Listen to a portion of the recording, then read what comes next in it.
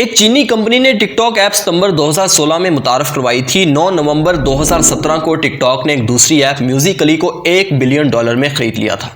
देखते ही देखते ये ऐप दुनिया भर में मशहूर हो गई और 2018 में सिर्फ अमेरिका में 80 मिलियन सार्फिन ने इसे डाउनलोड किया था। 2018 में ही बाकी दुनिया में 800 मिलियन सार्फिन ने इसे डाउनलोड किया। अक्टूबर 2018 में ये दुनिया के 150 मुल्कों और 75 जुबानों में दस्तयाब थी।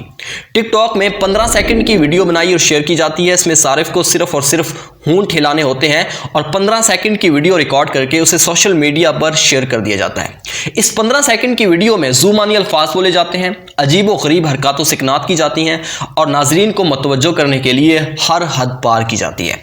अगर आप इस मोबाइल एप्लीकेशन के यूजर नहीं तो शायद आप अंदाजा भी नहीं कर सकते कि इस लत ने कितनी बड़ी तादाद में लोगों को अपना आदी बना लिया है, नशे की हद तक उनकी जिंदगी में शामिल हो चुकी है, जिसके बाद इस ऐप के नुकसानात सामने आना शुरू हो गए हैं।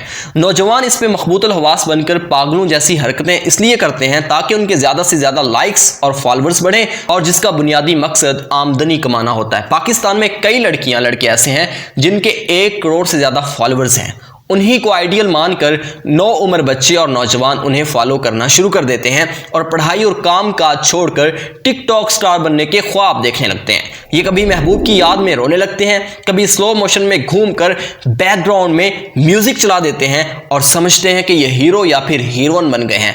इस एप्लीकेशन के अपने आइडियल अपने हीरोज हैं। 10-12 लड़के लड़कियां मिलकर ग्रुप में भी इस पे वीडियो बना सकते हैं। जदीद अलूम अपनी जगह, मगर इनके बुरे इस्तेमाल से मुआशरे में जो तबाही फैल रही है उसके नुकसानात बहुत ही ज़्यादा ख़तरनाक हैं। पहले फेसबुक, व्हाट्सएप, इंस्टाग्राम और कई ऐसे प्रोग्राम बेहयाई के लिए इस्तेमाल हो रहे थे।